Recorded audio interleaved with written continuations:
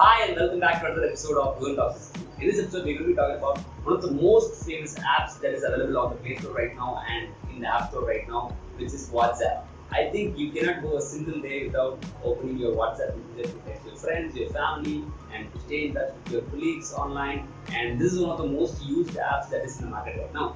So this app was launched in 2009 by two people who were previously working in Yahoo. They were called Brian Acton and Jan Baum. And these people wanted to make an impact in the industry where messaging is involved. And they had initially one goal. So they didn't want to sound like other apps that are available in the market when they were starting out. So at that time they had WeChat. WeChat is a Chinese application which is available right now. Viber, it had over the internet calls that you can do with your friends. Snapchat, it's very popular right now. Keep Messenger, where you don't even have a phone number or something, but you can just connect with your friends through an ID. And Messenger by Facebook and iMessage by Apple. So these were the apps that were available at that time, and they wanted to stand out. So what they had in mind was there are going to be no ads, no games, no games. These apps had a lot of features inside the app, but they want to have a very simple platform where people can just log in and just talk to their friends. So they don't want them to get distracted with some of the things that they can potentially do in all the other apps. And that is one of the main core things that led to the success of app that we see WhatsApp as it is today. And the app actually started with this thing called WhatsApp. And we already talked in one of our episodes where WhatsApp was something that is being adopted by a lot of millennials after the campaign that is done by Budweiser. And WhatsApp became a popular culture. And this is an app which is used to stay in touch with your friends who you can ask WhatsApp. And this is an application that lets you ask WhatsApp, and that is why the name came WhatsApp. So it's a very good fun that the founders had chosen for this app, and it has worked very well. And at that time, they wanted to be better than Gtalk and Skype also. So these apps also had messaging features, and they also had video calling and audio calling at the time. But it required a special account where you had to have an email ID just to log in and have your own account. But that was not enough for WhatsApp because they wanted to stay connected with no kind of other things that you have to have as an account registering or something like that. So what WhatsApp actually requires you is to provide your phone number, and that is it. And in 2009 something happened, and when initially these people tried this app with their friends, they didn't like it much because it was very simple. But right now we see there is calls, video calls, status, and you can do voice notes. You can send a lot of media. But at that time, it was just an alternative for SMS plans. So a lot of people had SMS plans built into their phones, and they had to have another opportunity where they can just send messages through their data plan, and that is what WhatsApp was offering.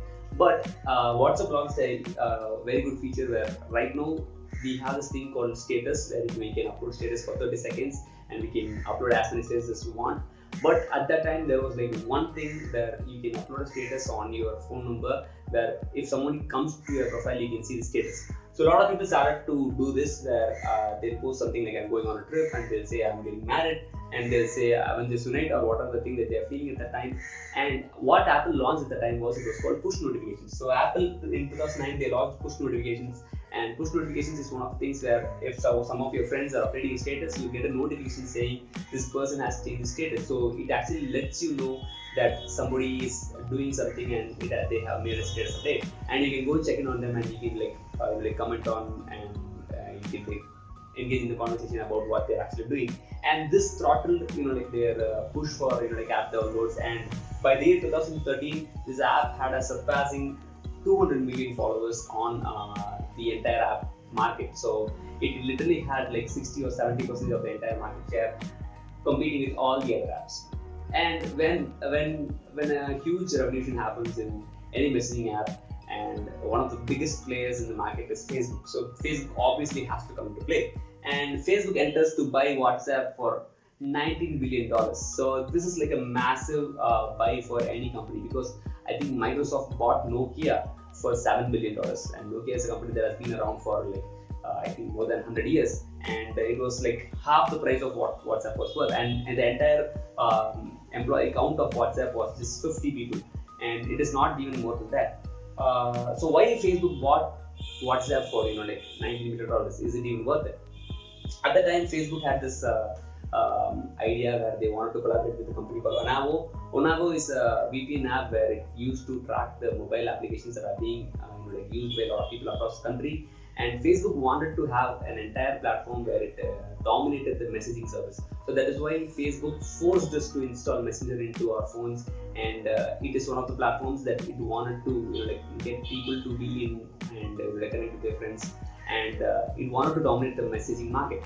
But unfortunately, what they found from Onavo is that Onavo was actually tracking a lot of activities that happen on the internet, and WhatsApp was 5 times more engaging than what Messenger was potentially having, even with the forced installs and everything. People were spending more time on WhatsApp. People were sending more messages on WhatsApp. So what Facebook did was they tried to acquire Onavo, and they successfully did for $100 million.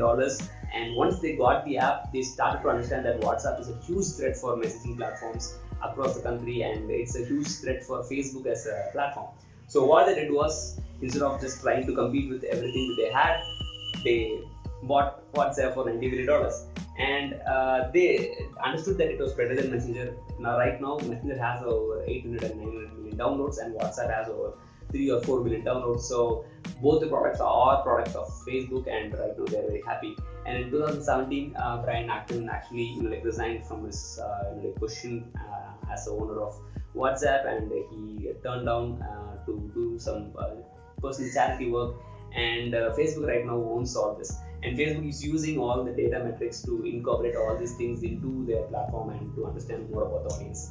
And WhatsApp necessarily never monetized the platform because they wanted to be no ads platform. But when I initially was using WhatsApp, I had this concept where I was to pay 55 rupees per year for using the platform. But at that time, I didn't pay because after 1 year was completed, I was automatically renewed to another 3 year of usage. But later, when Facebook acquired, a lot of new features came into play, and they totally removed the paid premium model because they didn't believe in it. And they have a lot of updates after they were being acquired by Facebook, because the voice note platforms was different, the blue ticks, the delete for everyone option, the statuses, and a lot of new things came into WhatsApp. And WhatsApp actually is a much better app when it is under Facebook. And right now, how they are earning money is they are actually using the data to analyze consumer behavior, and they are also providing ads for businesses, and they have introduced WhatsApp for Business. So WhatsApp for Business is one of the platforms where WhatsApp collaborated for monetary benefits to businesses, and businesses can connect with you on WhatsApp. For example, if you're booking a bus ticket on Redbus, you get a message from Redbus saying this is what's going to happen, and this increases the engagement level of people who are using WhatsApp rather than connecting with them on SMS, because it's very easier to communicate. So I think OYO rooms and any kind of appointments that you make, and if the business has WhatsApp business, it's pretty easy for the brands to connect with you.